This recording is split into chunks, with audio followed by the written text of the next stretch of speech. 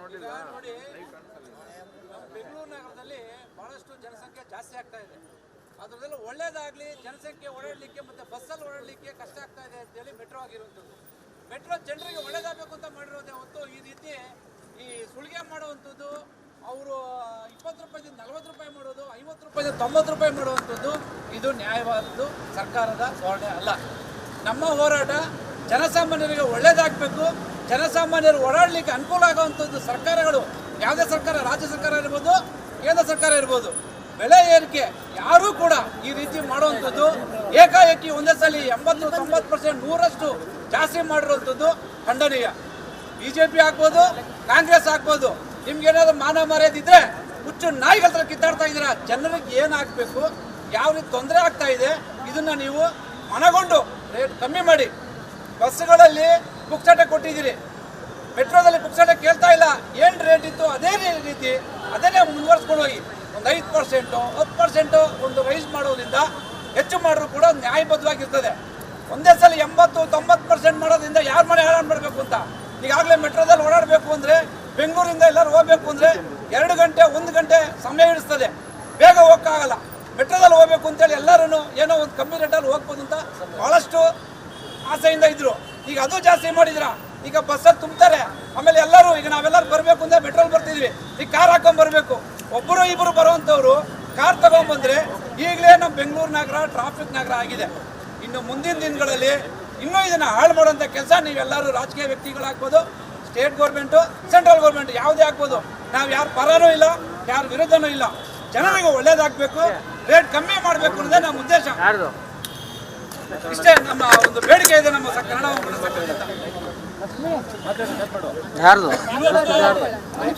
ಇವತ್ತು ಏನು ಈ ಮೆಟ್ರೋ ರಾಜ್ಯ ಸರ್ಕಾರ ಇರ್ಬೋದು ಅಥವಾ ಇದ್ರ ಪಾಲುದಾರಿಕೆ ಕೇಂದ್ರ ಸರ್ಕಾರ ಇರ್ಬೋದು, ಹಾಗೆ ಮೆಟ್ರೋನ ಅಧಿಕಾರಿಗಳಾಗಿರ್ಬೋದು, ಇಲಾಖೆ ಆಗಿರ್ಬೋದು, 49% ದರವನ್ನು ಏನು ಏರಿಸಿದ್ದಾರೆ, ಇದನ್ನ ಏನು ಎಲ್ಲ ಕರ್ನಾಟಕದ ಸಹಭಾಗಿತ್ವದ ಎಲ್ಲ ಸಂಘಟನೆಗಳ ವತಿಯಿಂದಾಗಿ ಇದನ್ನ ಉಗ್ರವಾಗಿ ಖಂಡಿಸಲಾಗುತ್ತೆ. ಯಾಕಂತಂದ್ರೆ ಇವತ್ತು ಈ ರೀತಿಯಾದಂಥ ದರವನ್ನು ಏರಿಸಿ ಇವತ್ತು ಮನೆಯಲ್ಲಿ ಜನಗಳು ಪಾಪ ಮನೆಗೆ ರೇಷನ್ ತಗೊಂಡು ಹೋಗಕ್ಕೆ ದುಡ್ಡಿಲ್ಲ, ಕರೆಂಟ್ ಬಿಲ್ಲು, ನೀರಿನ ಬಿಲ್ಲು, ಮನೆ ಬಾಡಿಗೆ ಕಟ್ಟಕ್ಕೆ, ಮಕ್ಕಳು ಫೀಸ್ ಕಟ್ಟಕ್ಕೆ ಒದ್ದಾಡ್ತಾ ಇದ್ದಾರೆ.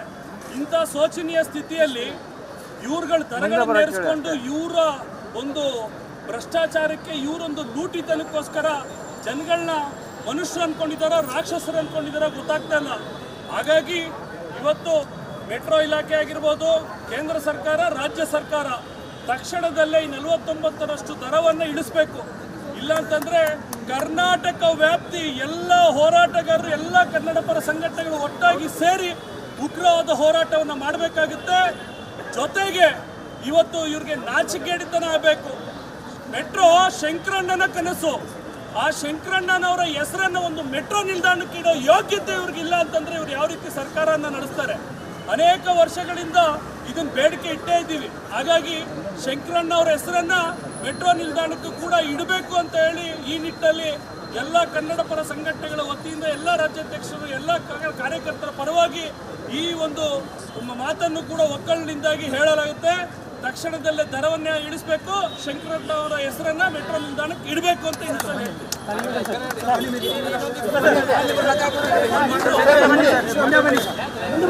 ಸರ್ ಬನ್ನಿ ಬನ್ನಿ, ಆಮೇಲೆ ಮತ್ತೆ ಈಗಾಗಲೇ ಬಂದ್ಬಿಡಿ.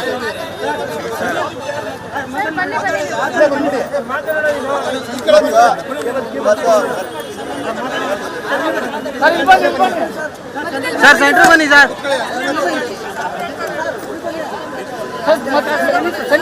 ಇಲ್ಲಿ ಬನ್ನಿ, ಇಲ್ಲಿ ಬನ್ನಿ. ಮಾತಾಡಿ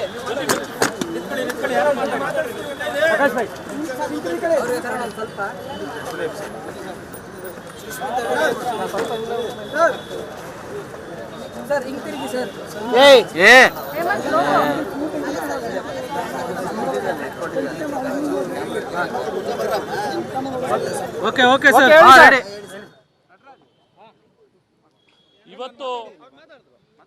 ಇವತ್ತು ಏನು ಮೆಟ್ರೋ ಇಲಾಖೆ ಆಗಿರ್ಬೋದು, ಅದೇ ರೀತಿ ರಾಜ್ಯ ಸರ್ಕಾರ ಆಗಿರ್ಬೋದು, ಕೇಂದ್ರ ಸರ್ಕಾರ ಆಗಿರ್ಬೋದು, ಇವ್ರಿಗೆ ನಾಚಿಕೆಗೇಡಿತನ.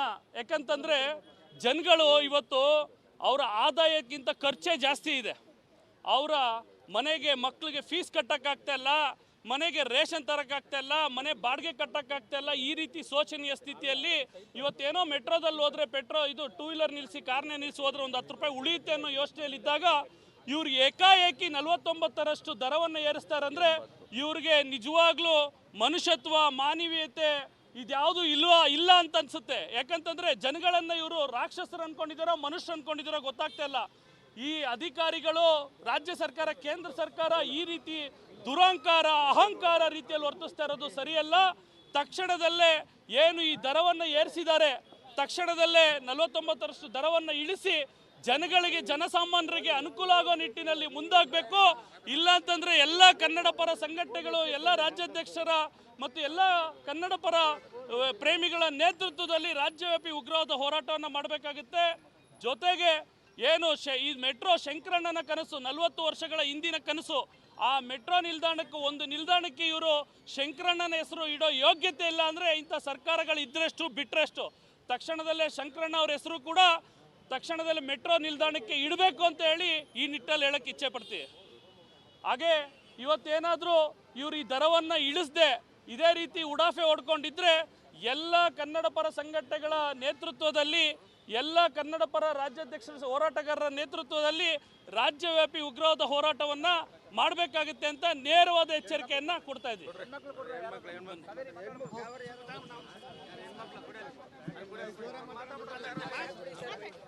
ಬನ್ನಿ, ಅಲ್ಲ ರೆಡಿ ಬನ್ನಿ ಬನ್ನಿ.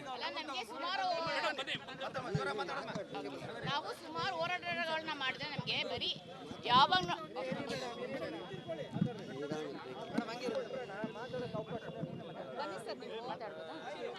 ನಾವು ಸುಮಾರು ವರ್ಷಗಳಿಂದ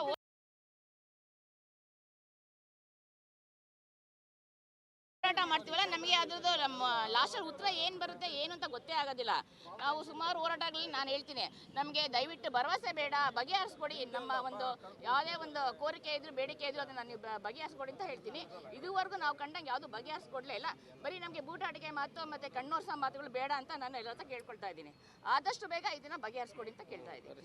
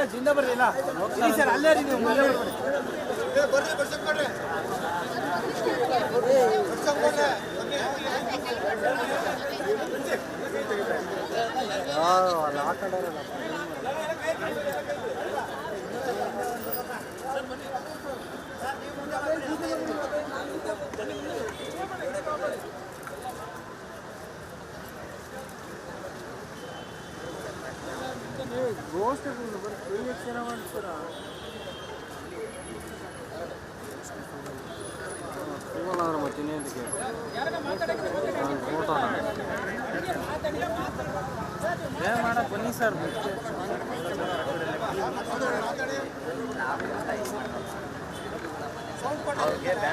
ಇವತ್ತು ಕನ್ನಡ ಪರ ಸಂಘಟನೆಗಳು ಎಲ್ಲ ಸೇರಿ ರಾಮಚಂದ್ರ ನಟರಾಜ್ ಅವರ ಅಧ್ಯಕ್ಷತೆಯಲ್ಲಿ ಕನ್ನಡ ಒಕ್ಕೂಟದಿಂದ ಏನಿವತ್ತು PMRCL ಮೆಟ್ರೋ ದರ ಏರಿಕೆ ಆಗಿರೋದ್ರಿಂದ ಅದನ್ನ ದರನ ಕಡಿಮೆ ಮಾಡಬೇಕಂದ್ಬಿಟ್ಟು ಇವತ್ತು ರಾಜ್ಯ ಸರ್ಕಾರಕ್ಕೆ ಮನವಿಯನ್ನು ಮಾಡ್ಕೊತಾ ಇದ್ದೀವಿ. ಸಾಮಾನ್ಯ ಜನರದ ಪರಿಸ್ಥಿತಿನ ಅರ್ಥ ಮಾಡ್ಕೊಂಡು ರಾಜ್ಯದಲ್ಲಿ ನಡೀತಾ ಇರುವ ಬೆಳವಣಿಗೆಗಳು ದಿನ 5,000 to 6,000 ಜನ ವಲಸೆ ಬಂದು ಸೇರ್ಕೊತಾ ಇದ್ದಾರೆ. ಬೆಂಗಳೂರು ನಗರ ಭಾರಿ ದೊಡ್ಡ ಆತ್ಮೀಯ ಮಾಡ್ತೀವ್ರಿ ಹಾಗೂ ಕರ್ನಾಟಕದ ಎಲ್ಲ ಮಾಡಿ ಸಾರ್ವಜನಿಕ ಬಂಧುಗಳೇ, ಈ ದಿನ ನಮ್ಮನ್ನು ಆಳುವಂತಹ ಸರ್ಕಾರಗಳು, ಅದು ಬಿಜೆಪಿ ಇರ್ಬೋದು, ಕಾಂಗ್ರೆಸ್ ಇರ್ಬೋದು, ಇವತ್ತು ಒಬ್ಬರ ಮೇಲೆ ಒಬ್ಬರ ಆರೋಪಗಳನ್ನು ಮಾಡಿಕೊಳ್ತಾ ಜನರನ್ನ ಮೂರ್ಖರನ್ನಾಗಿ ಮಾಡುವಂತಹ ನಿಟ್ಟಿನಲ್ಲಿ ಇವತ್ತು ಮುಂದಾಗಿದ್ದಾರೆ. ಇತ್ತೀಚೆಗೆ ಅಷ್ಟೇ ಬಸ್ಗಳ ಒಂದು ಪ್ರಯಾಣ ದರವನ್ನು ಏರಿಸಿರ್ತಕ್ಕಂತಹ ಸರ್ಕಾರಗಳು ಇವತ್ತು ಏಕಾಏಕಿ ನಮ್ಮ ಮೆಟ್ರೋ ದರವನ್ನು ಸಹ ಏರಿಕೆ ಮಾಡಿದ್ದಾರೆ. ಅದು 5% ಏರಿಕೆ ಮಾಡಿದರೆ ಎಲ್ಲೋ ಹೋಗ್ಲಿ ಹಾಳಾಗೋಗ್ಲಿ ಅಂತ ನಾವು ಸುಮ್ಮನೆ ಆಗ್ಬೋದಾಯಿತು. ಆದರೆ ಇವತ್ತು 105% ಇವತ್ತು ಏರಿಕೆಯನ್ನು ಹೆಚ್ಚಳ ಮಾಡಿದ್ದಾರೆ. ದಯವಿಟ್ಟು ಸರ್ಕಾರಗಳು ಅವ್ರ ಮೇಲೆ ಇವ್ರ ಮೇಲೆ ಅವರು ಗೂಬೆ ಕೂರಿಸೋದನ್ನು ಬಿಟ್ಟು ಜನತೆಗೆ ಏನು ಬೇಕೋ ಅದನ್ನು ಸೌಲಭ್ಯವನ್ನು ಒದಗಿಸುವ ನಿಟ್ಟಿನಲ್ಲಿ ತಾವೆಲ್ಲ ಮುಂದಾಗಬೇಕು. ಇವತ್ತು ನೀವು ಮಾಡಿರ್ತಕ್ಕಂತಹ ಮೆಟ್ರೋ ಏರಿಕೆ 10% 20% ಅಲ್ಲ ಸ್ವಾಮಿ, 105% ಏರಿಕೆಯನ್ನು ಮಾಡಿದ್ದೀರಾ. ಇವತ್ತು ಜನರ ಆಕ್ರೋಶ ನೋಡಿದ ಮೇಲೆ ನೀವು 30% ಕಡಿಮೆ ಮಾಡಿದ್ದೀರಾ. ಇವು 30% ನೀವು 105% ಇಲ್ಲಿ 30% ಇಲ್ಲಿ. ಆದಷ್ಟು ಬೇಗ ಜನಸಾಮಾನ್ಯರಿಗೆ ಏನು 14 ವರ್ಷಗಳಿಂದ ನೀವು ಯಾವ ರೀತಿ ಒಂದು ದರವನ್ನು ಕೊಡ್ತಾ ಇದ್ರೆ ಅದೇ ದರವನ್ನು ತಾವು ಮತ್ತೆ ಪರಿಗಣಿಸಬೇಕು. ಏನಿವತ್ತು ಪರಿಷ್ಕರಣೆ ಮಾಡಿರ್ತಕ್ಕಂತಹ ಏರಿಕೆ ಮಾಡಿರ್ತಕ್ಕಂಥ ದರವನ್ನು ಆದಷ್ಟು ಬೇಗ ಕೂಡಲೇ ಹಿಂಪಡೆದು ಸರ್ಕಾರ, ಯಾವುದೇ ಸರ್ಕಾರ ಇರ್ಬೋದು, ಅದು ಕೇಂದ್ರ ಸರ್ಕಾರ ಇರ್ಬೋದು, ರಾಜ್ಯ ಸರ್ಕಾರ ಇರ್ಬೋದು, ನೀವು ಇದನ್ನು ಆದಷ್ಟು ಬೇಗ ಸಂಪೂರ್ಣವಾಗಿ ಹಿಂಪಡೆಯದೆ ಹೋದರೆ 28 ಸಂಸದರ ಮತ್ತು ಸಚಿವರ, ಕೇಂದ್ರ ಸಚಿವರ ಮತ್ತು ಕರ್ನಾಟಕದ ಸಚಿವರ ಶವಯಾತ್ರೆಯನ್ನು ಮಾಡಬೇಕಾಗ್ತದೆ. ಬನಶಂಕರಿಂದ ಮೆಜೆಸ್ಟಿಕ್ ತನಕ ಶವಯಾತ್ರೆಯನ್ನು ಮಾಡಿ ನಾವು ಧಿಕ್ಕಾರವನ್ನು ಕೂಗಬೇಕಾಗ್ತದೆ, ಪ್ರತಿಭಟನೆಯನ್ನು ಮಾಡಬೇಕಾಗ್ತದೆ. ಅದಕ್ಕೆಲ್ಲ ಅವಕಾಶಗಳನ್ನು ಕೊಡಬೇಡಿ. ಏನಿವತ್ತು 105% ಏರಿಕೆ ಮಾಡಿದ್ದಾರೆ ಅದನ್ನು ಆದಷ್ಟು ಬೇಗ ಸಂಪೂರ್ಣವಾಗಿ, ಅದು 10% 20% ಅಲ್ಲ, ಸಂಪೂರ್ಣವಾಗಿ ಹಿಂಪಡಿಬೇಕಂತ ಕೇಳ್ತಾ ಇದ್ದೀನಿ. ಇವತ್ತು ಕರ್ನಾಟಕ ಸರ್ ಮುತ್ತಿಗೆ ಹಾಕ್ಲಿಕ್ಕೆ ಬಂದಿದ್ದೀವಿ, ಮುತ್ತಿಗೆ ಹಾಕೇ ಹಾಕ್ತೀವಿ. ಇವತ್ತು ಮನವಿಯನ್ನು ಕೊಡ್ಲಿಕ್ಕೆ ಬಂದಿದ್ದೀವಿ. ಇವತ್ತು ಪೊಲೀಸ್ ಅಧಿಕಾರಿಗಳು ಸಹ, ಅವರು ಸಹ ಮೆಟ್ರೋದಲ್ಲಿ ಬಸ್ಗಳಲ್ಲಿ ಪ್ರಯಾಣ ಮಾಡ್ತಾರೆ. ಇವತ್ತು ಅವರು ಪೊಲೀಸ್ ಅಧಿಕಾರಿಗಳಿರ್ಬೋದು, ಅವರ ಕುಟುಂಬಸ್ಥರು, ಅವರು ಸಹ ಇವತ್ತು ನಾವು ಮಕ್ಕಳು, ಇವತ್ತು ವಿದ್ಯಾರ್ಥಿಗಳು ವಿದ್ಯಾಭ್ಯಾಸ ಮಾಡಬೇಕಾದ್ರೆ ಇವತ್ತು ಮೆಟ್ರೋ ದರ ಕಡಿಮೆ ಇರೋದ್ರಿಂದ ಆ ಮಕ್ಕಳು ಕೂಡ ಇವತ್ತು ಶಾಲೆ ಕಾಲೇಜುಗಳಿಗೆ ಹೋಗ್ತಾ ಇದ್ದಾರೆ. ಮತ್ತೆ ಮಧ್ಯಮ ನೌಕರ ವರ್ಗದವರು ಸಹ ಬಹಳ ಸಂತೋಷದಿಂದ ಮೆಟ್ರೋ ದರದಲ್ಲಿ ಮೆಟ್ರೋ ಪ್ರಯಾಣವನ್ನು ಮಾಡ್ತಾ ಇದ್ದಾರೆ. ಏಕಾಏಕಿ 105% ಏರಿಕೆ ಮಾಡಿದ್ಮೇಲೆ ಇವತ್ತು ಸಾರ್ವಜನಿಕರ ಆಕ್ರೋಶ ಮುಗಿಲು ಮುಟ್ಟಿದೆ. ಇವತ್ತು ಯಾವುದೇ ಕಾರಣಕ್ಕೂ ಸರ್ಕಾರಗಳನ್ನು ಮಲಗಲಿಕ್ಕೆ ಬಿಡುವಂತಹ ಕೆಲಸ ನಾವು ಮಾಡೋದಿಲ್ಲ, ಅವ್ರನ್ನ ಬಡಿದೆಬ್ಬಿಡಿಸುವಂಥ ಕೆಲಸ ನಾವು ಮಾಡೇ ಮಾಡ್ತೀವಿ. ಕರ್ನಾಟಕ ಸಂಘಟನೆ ಕನ್ನಡ ಒಕ್ಕೂಟ 100 ಸಂಘಟನೆಗಳ ಸಹಕಾರದೊಂದಿಗೆ ಈ ಒಂದು ಹೋರಾಟವನ್ನು ಹಮ್ಮಿಕೊಂಡಿದ್ದೀವಿ. ಈ ಹೋರಾಟ ಯಾವುದೇ ಕಾರಣಕ್ಕೂ ಶಾಶ್ವತವಾಗಿ ಮುಂದುವರಿಸ್ಕೊಂಡು ಹೋಗ್ತೀವಿ. ಸಂಪೂರ್ಣವಾಗಿ ನಮ್ಮ ಬೇಡಿಕೆ ಒಂದೇ, ಸಂಪೂರ್ಣವಾಗಿ ಏರಿಕೆ ಮಾಡಿರ್ತಕ್ಕಂಥ ದರವನ್ನು ಸಂಪೂರ್ಣವಾಗಿ ಹಿಂಪಡಿಬೇಕು.